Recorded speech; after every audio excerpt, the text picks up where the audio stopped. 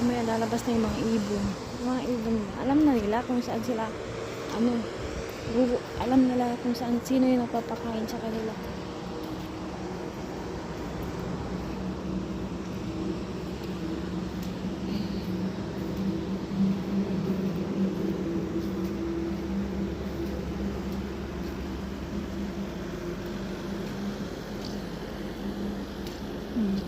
Yung truck yun, ilang truck na yung lumabas dito guys. Nagkakot talaga sila ng mga bato, buhangin dyan sa bangin.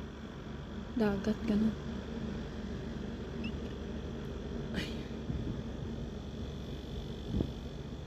Di na ako makatulog. Ganyan ako guys, pag nakatulog ako ng mahaba. Di na ako makatulog pag kahit oras ng tulugan na pa yan. Ay, nagtapon ng basura.